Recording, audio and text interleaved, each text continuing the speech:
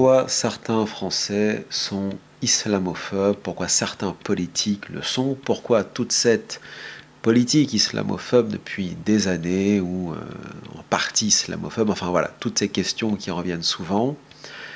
Nous allons très rapidement, enfin très rapidement je l'espère, répondre à la question de manière résumée, mais je pense que ça pourra aider et à la fois musulmans et non musulmans peut-être à se réconcilier sur ces questions-là de manière à en finir avec à la fois l'islamocentrisme des médias qui dure depuis presque 25 ans ou plus et les peurs des citoyens français qui ne sont pas de confession musulmane et ceux qui le sont, qui, en fin de compte, ont aussi peur des autres. Enfin voilà, tout le monde a peur de tout le monde. On est dans une situation assez chaotique, de peur généralisée et de haine au pluriel qui sont alimentées par des médias, par des politiques, etc. D'abord, je voudrais revenir sur quelque chose qui fatigue beaucoup les Français depuis au moins les années 80, c'est la question des racailles dans les banlieues, dans les quartiers. Alors vous allez me dire tout de suite quel est le rapport avec l'islam, avec les musulmans. Eh bien, dans l'esprit, toujours pareil, parce qu'il faut se mettre du côté du Français de souche qui, lui, ne sait pas ce qu'est l'islam, ne connaît absolument rien de l'islam, et ça ne l'intéresse pas forcément. Tout ce qu'il souhaite, lui, c'est vivre sa petite vie de Gaulois de souche de base sans problème.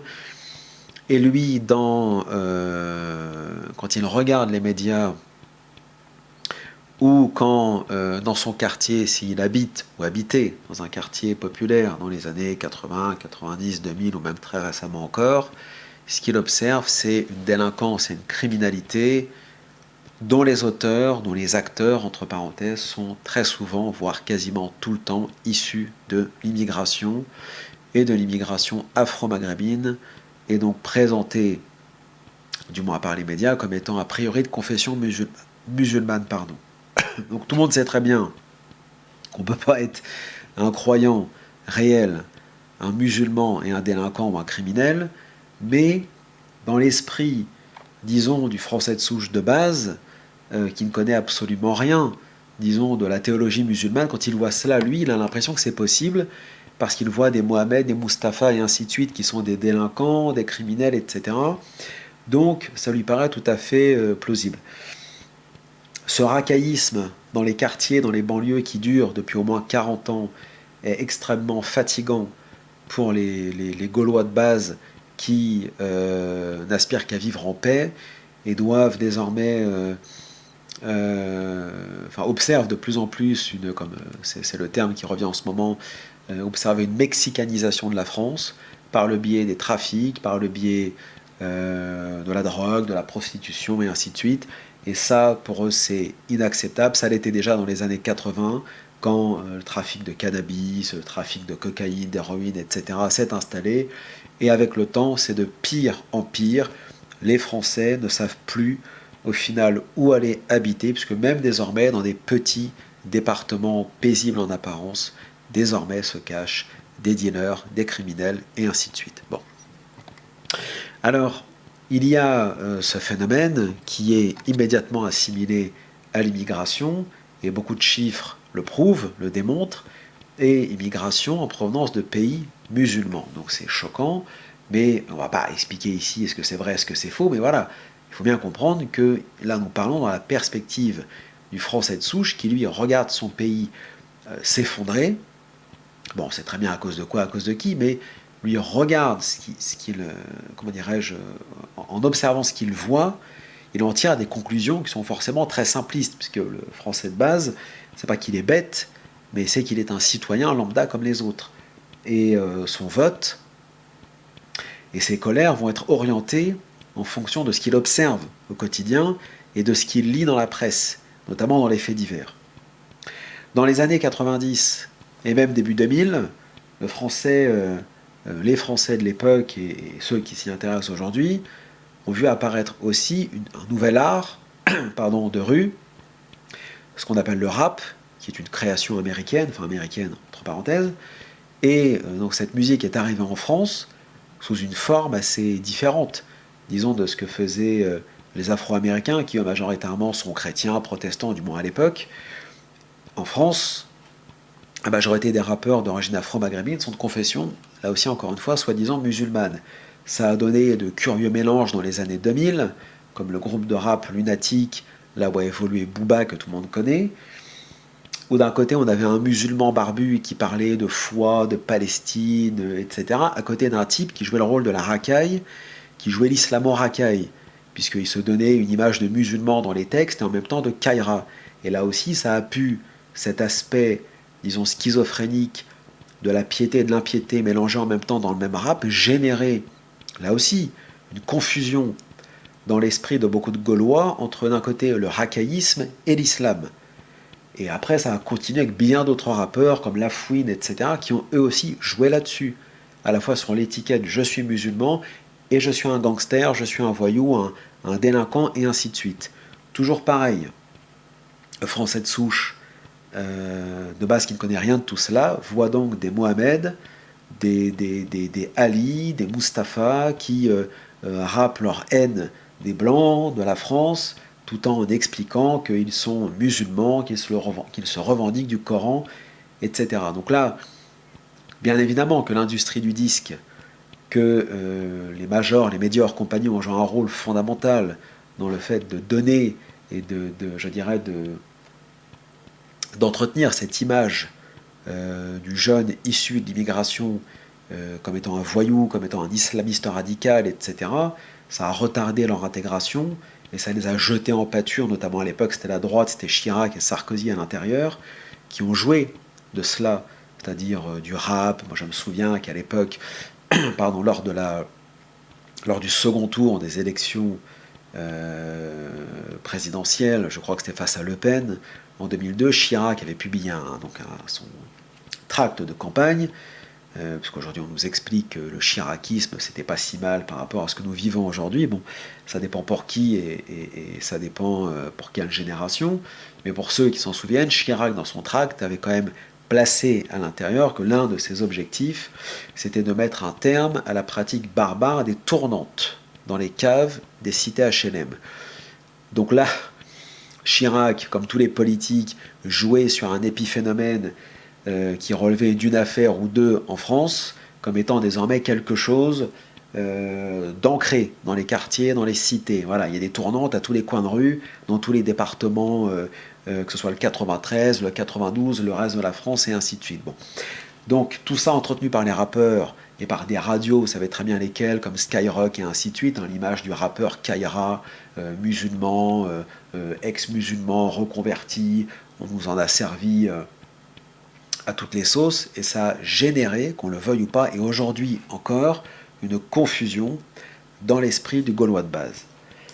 Plus tard, c'est d'autres mouvements qui, sous couvert de lutte contre le colonialisme, contre les impérialismes pour la Palestine, etc., vont développer un discours de plus en plus anti-blanc, anti-européen. C'est pas on dénonce l'impérialisme qui peut exister et qui existe en Europe ou en Occident, que tout le monde reconnaît, y compris même l'extrême droite américaine, plutôt nationaliste, incarnée par des personnalités comme Kevin McDonald, etc., reconnaissent parfaitement cet impérialisme, mais qui n'est pas motivé par la couleur de la peau des Occidentaux, mais plutôt par des lobbies, comme les néoconservateurs ou autres.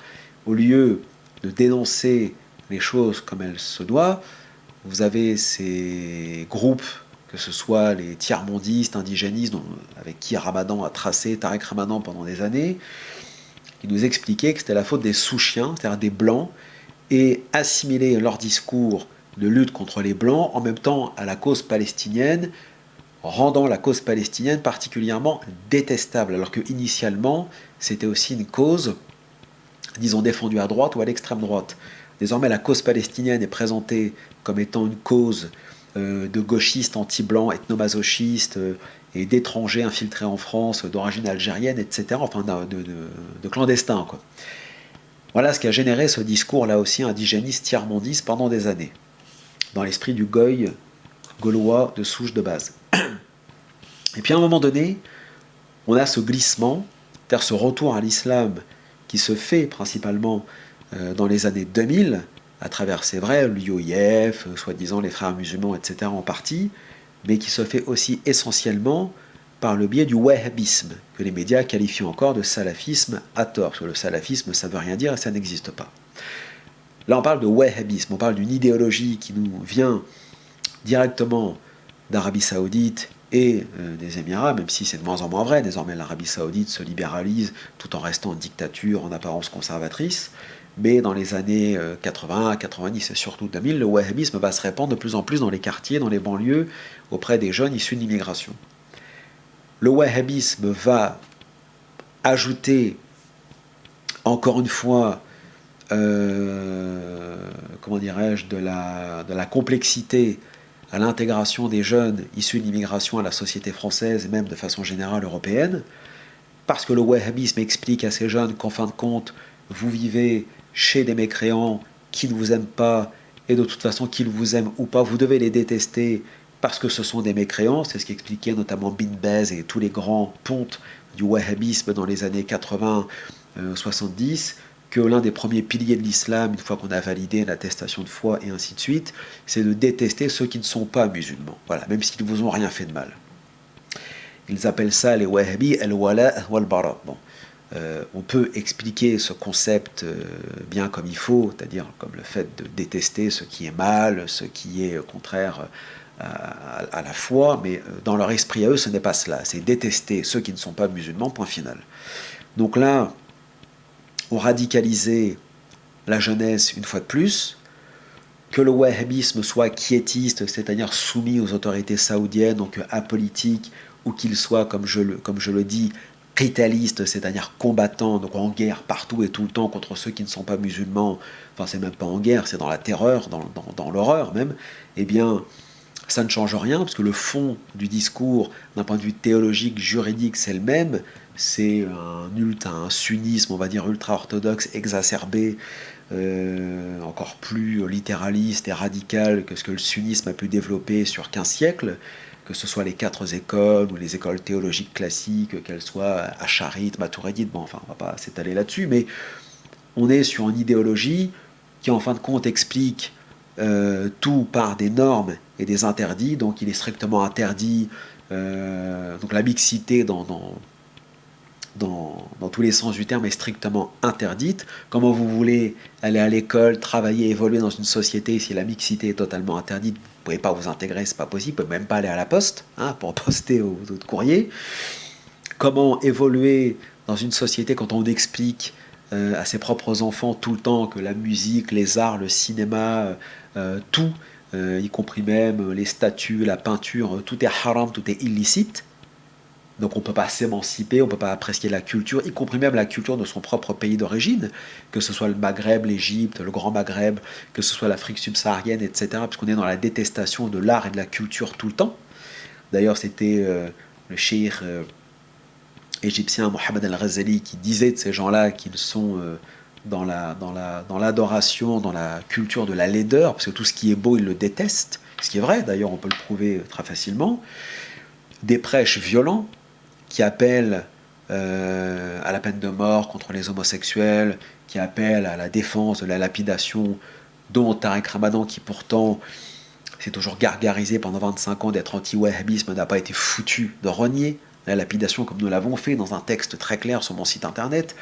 Il ne l'a pas fait, ne l'a jamais fait. Il a parlé d'un moratoire, il a tourné autour du pot pendant 25 ans, mais il n'est jamais revenu là-dessus, parce qu'en fait, il n'est pas contre. Voilà, c'est évident. Des prêches extrêmement sectaires, infantilisants, débiles vis-à-vis des femmes, qui n'ont absolument aucun droit, qui n'existent même pas. Elles sont de toute façon invisibilisées par le port du niqab ou du sitar ou de la burqa, comme chez les talibans et ainsi de suite. Donc là, c'est même plus l'intégration, c'est la désintégration. Elle n'existe même plus en fait. Bon.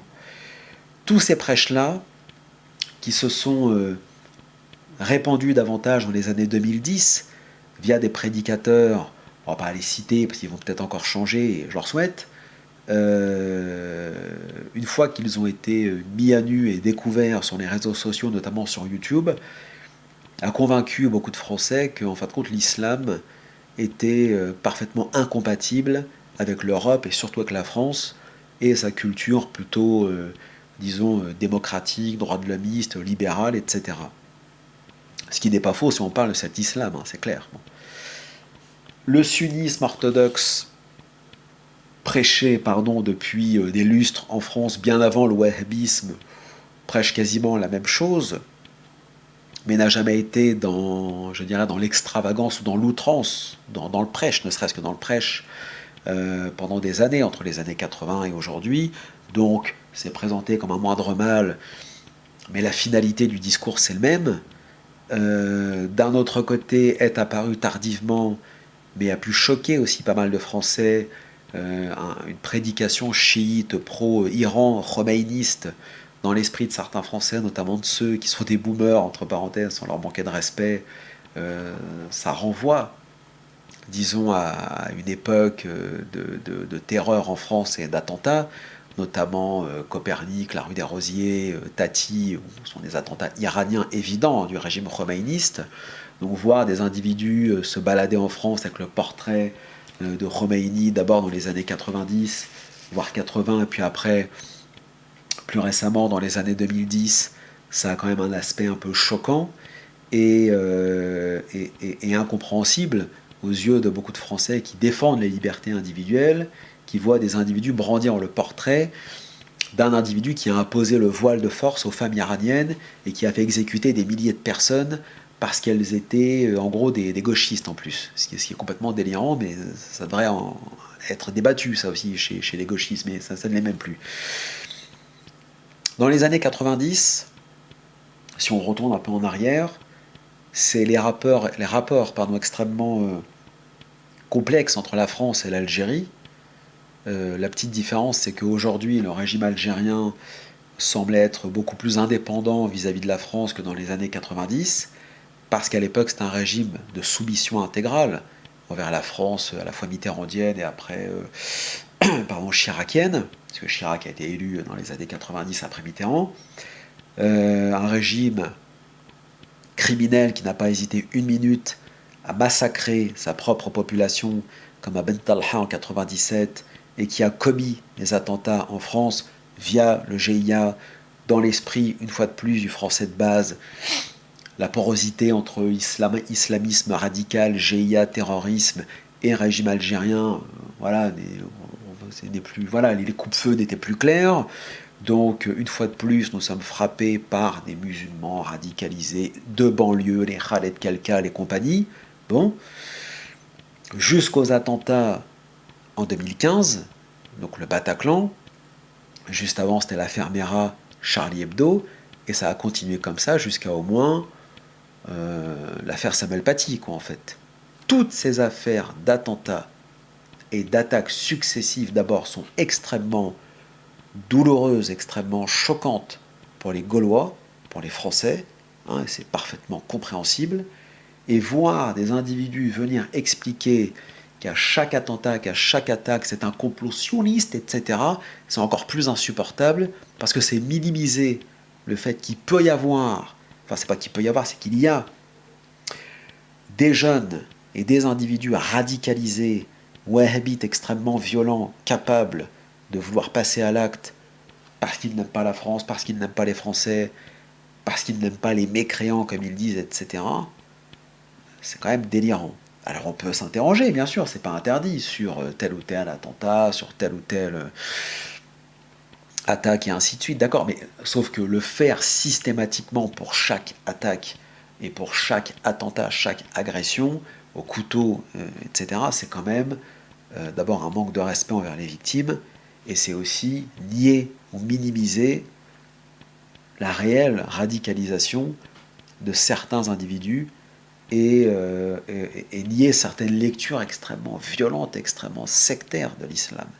Et donc ça rajoute de la frustration encore et encore et encore aux Français qui déjà n'ont pas forcément de base une très bonne opinion des étrangers ou de l'islam. Une délinquance, on en a parlé, une duplicité aussi des soi-disant imams et prédicateurs réformistes, des individus qui utilisent un langage, vous savez très bien de qui je parle, toujours très lisse, voire très moderne, avec extrêmement, enfin rempli de néologismes. Oui, vous comprenez la francité, de l'anachronisme, du tectonisme, du népotisme. Enfin, vous voyez très bien de qui je parle. Des enfumeurs mythos incapables, incapables, en plus de 40 ans de présence en France, d'écrire ne serait-ce qu'un tafsir, une exégèse du Coran, dans une perspective réformiste, pour expliquer aux musulmans de France comment on doit comprendre le Coran et les textes à notre époque, loin des écoles, du sectarisme, du sunnitochisme complètement carbonisé du Moyen Âge, incapable de prendre du recul par rapport aux hadiths, ou par rapport aux fatwas, par rapport aux madahib, les écoles du passé, incapable de critiquer l'ijma', le consensus de ces mêmes ulama du Moyen-Âge qui est complètement cramé, périmé, etc. Juste de belles phrases et des enfumages, mais dans le fond, il n'y a absolument aucune réforme. Ce sont de faux réformistes, en fait. On en a déjà parlé. Euh, Plus de 40 ans de blabla, aucun travail, absolument aucune exégèse coranique n'a été proposée. Absolument rien. Absolument rien par ces gens. Rien du tout. Il y a aussi un aspect qui est moindre, mais qui en dit beaucoup sur l'intérêt que portent certains, et sont très nombreux, musulmans en France pour leur pays d'accueil ou leur pays tout court, là où ils sont nés, c'est-à-dire la France. Ils se foutent éperdument de la France, de son histoire, de son patrimoine, de sa culture, de sa musique, de sa gastronomie. Bon, oublions tout ça parce qu'on va nous dire oui, mais il y a beaucoup de cochons en France, beaucoup de charcuterie, c'est compliqué. Bon, comme dit que la France se résumait au cassoulet toulousain ou à sa charcuterie, ou bref, on est vraiment dans la caricature, mais ils n'ont que foutre par ailleurs de sa nature, de son terroir, de son territoire, de ses lacs, de ses fleuves, de ses coteaux, de ses forêts, de ses bois. Ça ne les intéresse pas. Son patrimoine architectural, son art gothique, roman, ils se foutent de tout cela. Ils n'en ont que pour leur bled d'origine où ils vivent pas. On sait très bien pourquoi, parce que dictature et puis absence de modernité et ainsi de suite. Mais ils se foutent éperdument de là où ils vivent. D'où le fait qu'ils peuvent souiller, cracher, jeter par terre, tout brûler. Ils s'en foutent, c'est pas chez eux. Voilà, dans leur bled, ils font ça, ils se prennent des coups de matraque, et c'est mérité. Mais en France, ils risquent rien en plus. Voilà. Limite, on va leur donner la Légion d'honneur s'ils souillent la France. Et même quand ils ou elles ne sont pas musulmans, musulmanes réellement, pardon, même si ils ou elles ont apostasié, soi-disant, et ainsi de suite, continuent de souiller la France, même au plus haut sommet de l'État parfois. Suivez mon regard. Les pseudos assimilés qui, soi-disant, de la France. Des regards de haine dans la rue, dans les écoles, des Français qui n'en peuvent plus de scolariser leurs enfants, y compris même des Français de confession musulmane dans certains quartiers, parce que dans le public c'est plus possible, ça devient insupportable, ça devient ingérable, c'est chaos, violence, agression, vulgarité, racisme, propagande et que sais-je encore. Donc les Français ont peur pour leurs enfants, ils n'ont pas envie que leurs enfants finissent comme Thomas Crépol ou comme Lola, hein, si vous voyez ce que je veux dire. Du racisme anti-blanc, désormais on propose, alors que la République, qu'on peut critiquer ce que je fais depuis 30 piges, 25, voilà, on va rester 30, quand même, pour bien des choses, ça reste quand même un régime cosmopolite qui accepte tout le monde. Il n'y a pas en France, sauf chez les droitards identitaires, mais qu'est-ce qui représente ces gens-là? Que dalle. Il n'y a pas en France de réunion anti-noir ou arabe ou interdit aux non-blancs. Ça n'existe pas. On n'est pas en Afrique du Sud, à l'époque des Afrikaners, on n'est pas... bon, stop. Aujourd'hui en France, il y a des réunions interdites aux blancs. Il n'y en a pas des milliards, mais ça peut exister, et c'est même défendu, et ce sera sûrement pas retoqué par le Conseil d'État, et ainsi de suite. Ils réclament, nos muses parfois, des droits hallucinants en Europe, alors l'islamophobie existe, des abus comment dirais-je, partout en entreprise, à l'école, dans la rue, des agressions, des injures, des intimidations sous tout, comment dirais-je, sous toutes les coutures. Tout ça existe, on ne nie pas les injustices flagrantes dans plein d'affaires, etc. C'est clair. Mais il faut être aussi cohérent avec soi-même. Ils veulent des droits légitimes, mais en même temps, ils nient les droits des kuffars, comme ils disent, chez eux, dans leur bled d'origine. Dans un prêche sur lequel je suis tombé d'un imam, en France, il n'y a pas très longtemps, il y a peut-être 2 3 ans, un imam en plus pas du tout salafiste ni rien, mais un sunnite orthodoxe a priori, il disait quand même que, selon lui, dans un État soi-disant islamique, les non-musulmans ont le droit d'exister, tout ça, mais ils doivent se faire discrets. Ils restent dans le placard, quoi, en fait. Voilà, ils restent dans le placard et ils n'ont pas le droit d'appeler à leur religion ce que les musulmans font du matin au soir en Europe. Donc eux s'attribuent des droits ici en Europe, en Occident, les interdiront, les interdisent à ceux par contre qui ne sont pas de leur religion dans leur pays d'origine. Schizophrénie, manque de respect, ingratitude totale. Voilà. Et en contradiction flagrante même avec la pensée de plusieurs islamistes historiques, comme Hassan Tourabi le Soudanais, qui défendait le droit des minorités d'appeler à leur religion, etc. Lui qui était contre le crime d'apostasie, les lois sur le blasphème, etc. Ça peut étonner, mais il l'a dit, il l'a écrit. Rachid Rannouchi en Tunisie a écrit la même chose.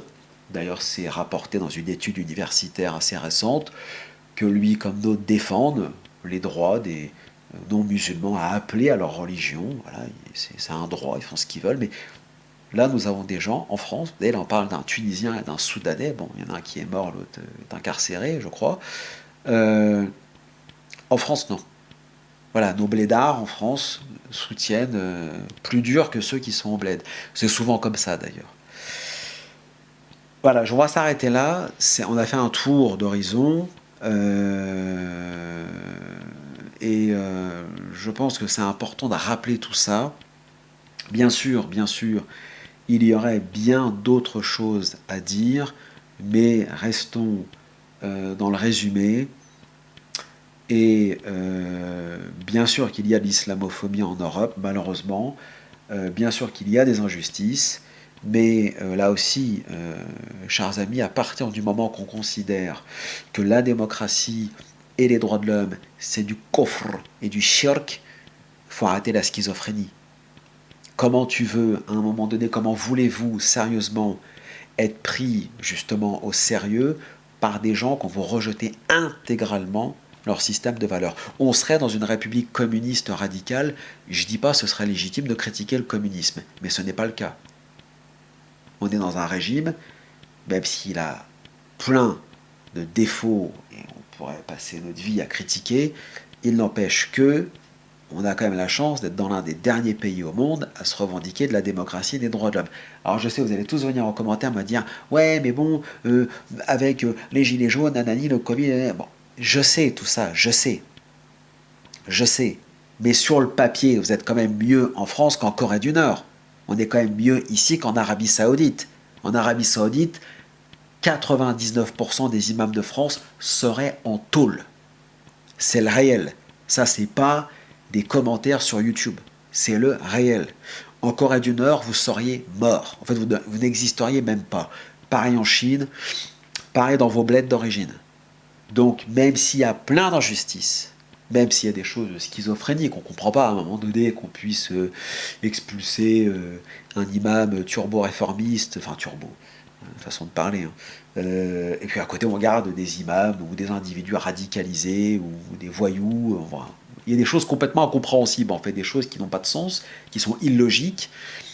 Mais bon, voilà, il n'empêche qu'en attendant, ce n'est pas parce qu'un système est défaillant et qu'il faille le critiquer que d'un autre côté, d'ailleurs, le sujet, c'est pas de défendre le système, le sujet, c'est si on parle des Français, qu'on parle d'un peuple qui subit tout cela depuis 40 ans et qui a peut-être son mot à dire lui aussi.